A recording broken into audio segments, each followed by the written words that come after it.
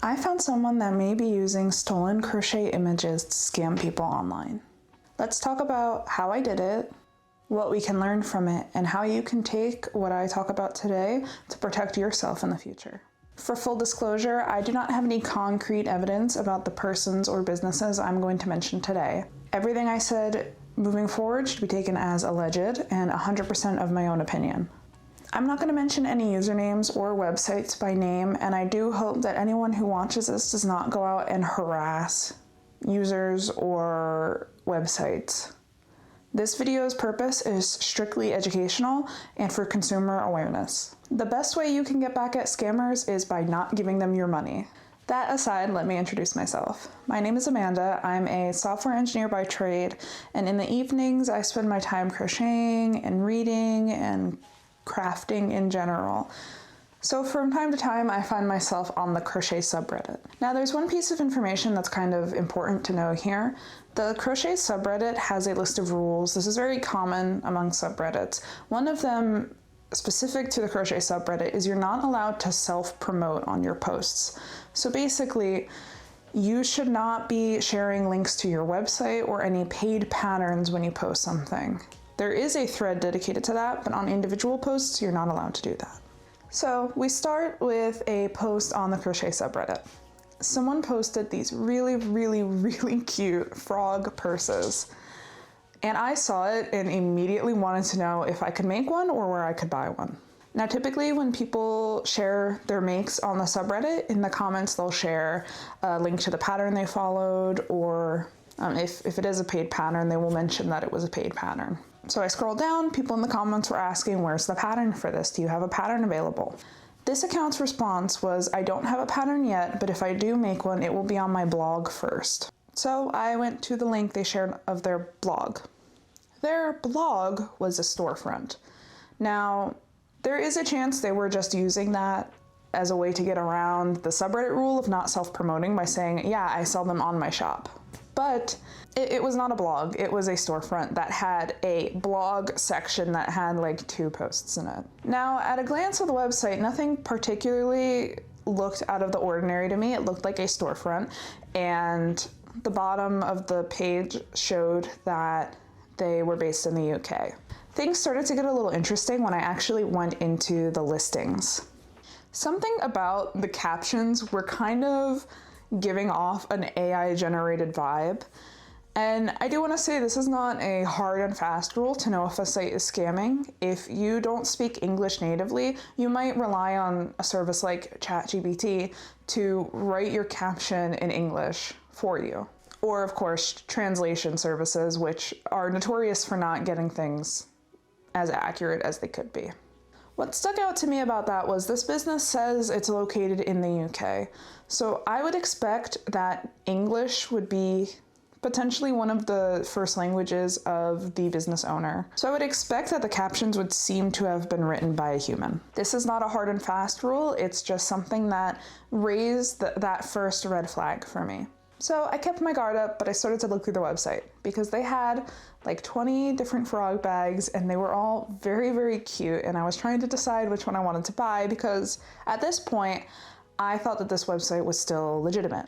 So the listings on the website were kind of giving off an AI vibe, and the original poster was writing comments in seemingly perfect English talking about their process, which is kind of frustrating in retrospect, but something about the whole situation was kind of making me think that there may be some use of AI enhancement, or potentially something about it just kind of struck me as a little odd. So I decided to look a little bit more closely at the items being sold. One thing I noticed is that the frog bags had little white tags, just like a clothing tag on the side, and the tags were blank, which didn't make a lot of sense to me. If you're going to go through the effort of putting on a tag, you think it would have something to do with your business or care instructions or something, but on the pictures that were available, they were completely blank.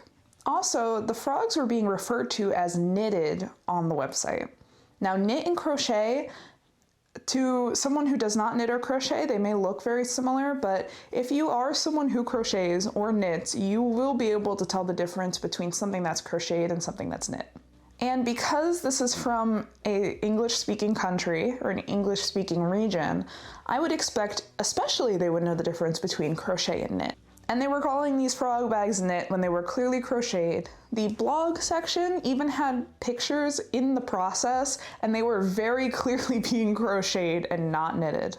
This is not a 100% accurate rule, but typically knitting is done with 2 needles and crochet is done with 1. And in the pictures that were posted, they were clearly using a crochet hook, completing crochet stitches. And as I looked at the website a little more closely, there were randomly Chinese characters on the site in places that wouldn't really make sense. Like the contact form had Chinese characters on it. I do want to say having multiple languages on the same site does not necessarily mean a site is a scam site. For example, if you were selling like Korean hanbok, but you were selling it to an English-speaking audience, you might have some Korean, you might have some English on that site, and it would make sense there. Or like in an about section, when you're talking about your own personal heritage and what languages you speak, it would make sense to have different languages there. But randomly on the contact form, when the entire rest of the website was in English, that's weird, and that definitely raised some red flags for me. So all of this being said, I took one of the listing images, and just to give myself some peace of mind, I reverse image searched it. And I'm going to explain what that means a little bit later. But when I did that, I actually found an Etsy shop full of the same exact bags, the same exact pictures, based in the Ukraine. Now this Etsy shop has a social media that seems real. They've got a small amount of reviews. They don't have a ton of sales, but some of the things that raised red flags in the independent website were not present on the Etsy shop. Like the tags had the logos and the name of the Etsy shop on them. So I came to the conclusion that the Etsy shop was the legitimate artist's site, and the independent blog that I had found was actually ripping off this Etsy artist. I also do want to say that I still loved those bags, and I took a look at the Etsy shop, I took a look at the social media, they seemed real to me. And I hope I don't come to eat these words, but I did purchase a bag from the Etsy shop, and I did reach out to the seller and let them know that I believe their works had been ripped off by this other site. So I want to explain to you the 3 major steps I took to determine that this website I was on was not the legitimate place to buy these products. And I want to tell you how you can follow these same steps in the future when you're looking to purchase things online. Spoiler alert, the big word of the day is consistency. So number 1, does this website seem real? This can be pretty hard to determine, but you should use your better judgment. Does the website look like other legitimate sales websites you used in the past? Do the photos on the listings look real, or do they look like they might be AI generated? Generative AI can't really do solid lines very well, and if you zoom in, you might see a line that should go behind an object and come out the other side, and it just doesn't come out the other side. Is there anything glaringly obvious about these photos that they could have been photoshopped? In my example, the only thing that really looked photoshopped to me was the tag, and I could only tell if I really zoomed in and was looking for it. Do the photos look real? Do the reviews look real? And do the prices seem accurate for the item that's being offered? Typically, if the price seems too good to be true, it is.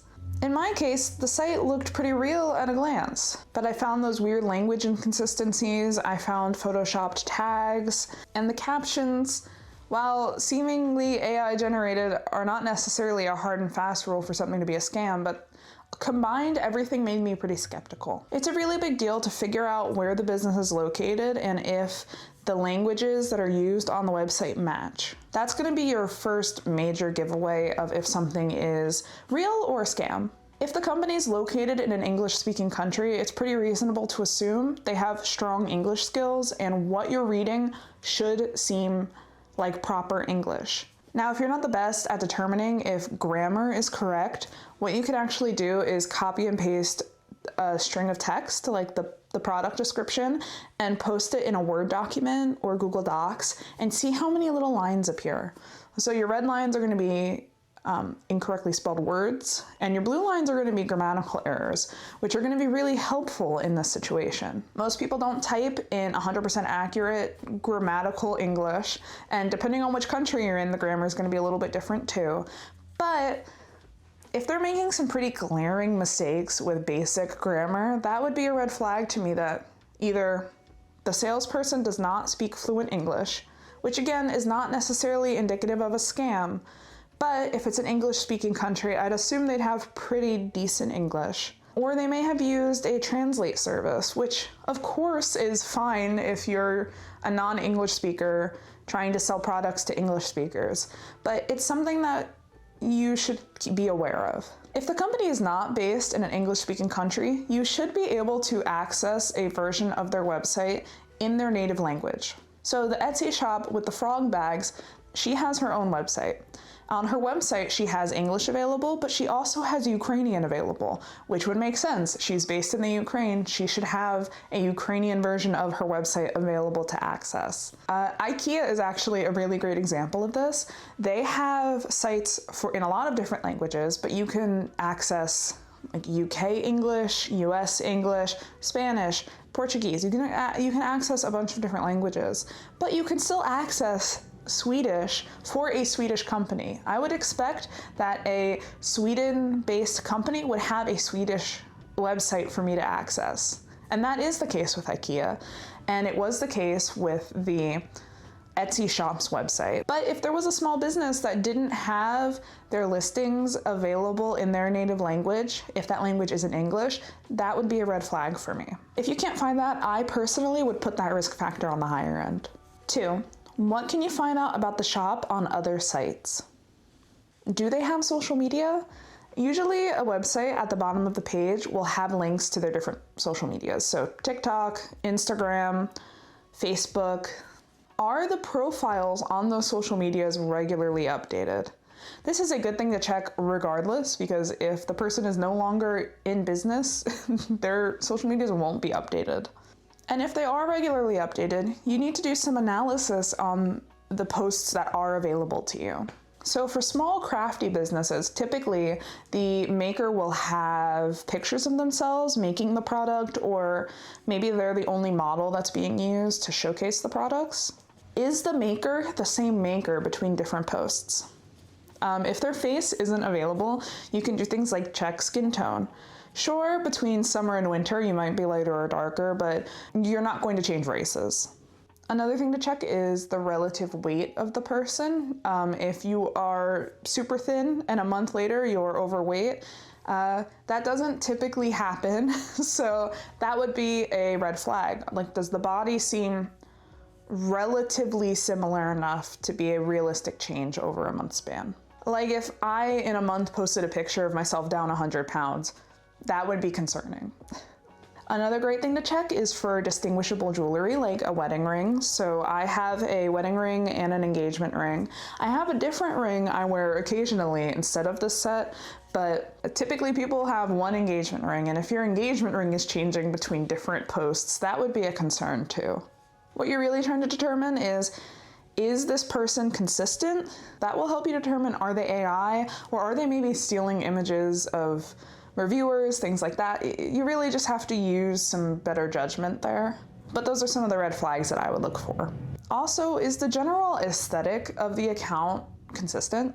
If the company is pretty consistent on like a pastel aesthetic, and then they suddenly start posting Western, now there are cases where that's legitimate, where maybe they have a new collection coming out that they're trying to promote, but typically you should see some consistencies in the styles that they're posting, in the general theming of the account. For example, if an account was primarily selling pottery and then took a random hard pivot into cleaning products, that might be a little bit of a red flag for me.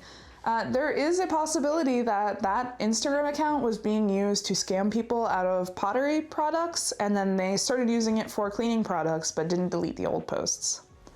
Now, yes, businesses sell many different products, so use your better judgment. This is not a hard and fast rule, but it is something that I would keep an eye out for. Do they have an Etsy available? Typically platforms like Etsy or maybe Shopify have some more buyer protections built in, so I would first consider shopping on those before shopping on the independent site, just to make sure you're receiving the product that's being advertised to you. In the craft space, most people will have at minimum an Etsy shop, but they also might run their own site. I'm gonna shout out a business I really love, Wildflower Yarn. She's a yarn dyer based in the UK. She has an Etsy shop, she has her own website, and the products mirror each other, and I've ordered from both.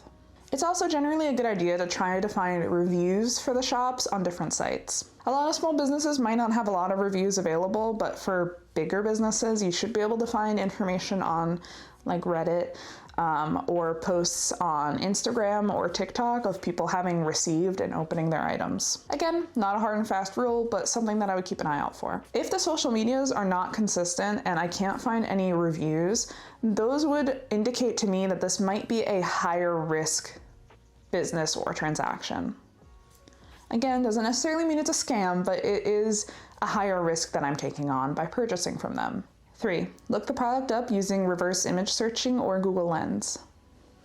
This is going to get a little more technical, but bear with me, I will break it down. If you're not familiar, you can actually search Google using images, not just words. Typically to do this, you can drag an image into the Google search bar and it will do something called reverse image searching. So Google's search engine will take that picture you provided it and look for things across the internet that look like a very strong match. Google Lens is just another way to do this. It's a little bit easier because you don't have to go into the search engine. You can actually do it directly on the website.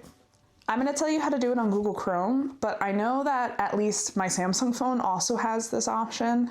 To activate it on Samsung, I just hold the home button and the little Google Lens tool will appear. But say you've got the website open in Chrome.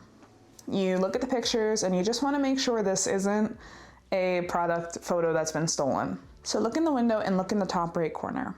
You should see a little X, and that's how you would close the window normally.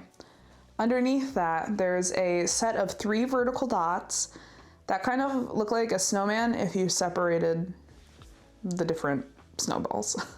If you click that, it's going to open up a big menu. The only thing you really care about in this menu for this purpose is the part that says search with Google Lens. For me, that was underneath the zoom and the print options about halfway down. When you click that, your cursor, so your like mouse, is going to turn into a crosshair. So it's going to look like a T. Now, that's going to let you actually look for the specific image. What you want to do is you want to go move the cursor to the image you want to search, and starting in one corner, click and then drag it to cover the entire image. You'll see it kind of like highlights it. When you let the button go, it's going to search the web for that image you provided it. The results are going to come up in a little toolbar on the right, and you can actually get quite a bit of information from that. So for simplicity's sake, I'm going to break it down into 3 categories. 1, there aren't really any other pictures matching what you provided. If that's the case, I would feel pretty good that this post has original photos, and if steps 1 and 2 both checked out, I would consider this to be the website of the artist or the original website of the product, and I would consider the risk factor for this purchase to have dropped. 2, there are a few results that match, but not a ton of them. In this case, I would assume a couple of things. Either this is an artist that is getting ripped off by scammers, or this is a scam website ripping off the artist. Now, if steps 1 and 2 checked out, I would assume that that artist is being ripped off, and those other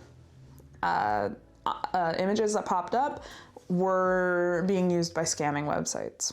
In that case, if 1 and 2 look good and there aren't a ton of results there, I would feel this may be more of a medium risk transaction, but it is more likely that I'm on the artist's page. 3, there are a ton of results. Now, if there are a ton of results, it could be a few things, but honestly, one of the most likely things is this is a pretty common scam, and people have been using this image over and over to scam people. This can happen sometimes when sites like Shein or Temu get a hold of a small business's pictures, and then they start selling them at very low prices. If this was the case, I would take a lot more time trying to track down that original artist or that original shop. Always, always, always make sure steps 1 and 2 check out before you check out. If it doesn't seem like I'm on the original artist's page, I would consider this shop a very high-risk shop, and I likely would not make the transaction. Obviously, I can't guarantee that these 3 steps are going to stop you from ever getting scammed again. However, these are some really good tech literacy tips to keep in mind, and they can be like a first checklist when you're looking at a new shop to purchase from. Now, if you're a small business owner or artist, I highly, highly recommend heavily watermarking your product photos. The more marked up that they're yours, the more effort a scammer would need to go through to de-watermark those. And typically, if they have to go through a lot of effort, it's going to be a lot more obvious from a consumer's perspective that this image was doctored. You can also provide clear statements to your customers about the only verified locations they can buy your products. Is that your Etsy shop? Is it your TikTok shop or your Instagram shop? Being very explicit at the only locations your products can be purchased will help consumers in the long run. And if you're a small business owner watching and have some extra tips from the business owner's perspective on how to protect your images from being stolen and used to scam people, please leave them in the comments below. Also, if you're a consumer and you have any extra tips that are good to keep in mind when you're online shopping to help determine a site's legitimacy, please also leave those below. I do truly hope this video can be used as a resource to help people not fall for scams in the future. Remember, it's much, much harder to get your money back after a scammer already has it. It is going to pay you tenfold to do your upfront research before clicking the shop button. Thanks for watching. Bye. Look at my freaking eye thing. And now it's gone. And now I'm bleeding in my eye. And now it's gone. And I'm bleeding, and it's gone. And I'm bleeding, and it's gone. Yippee!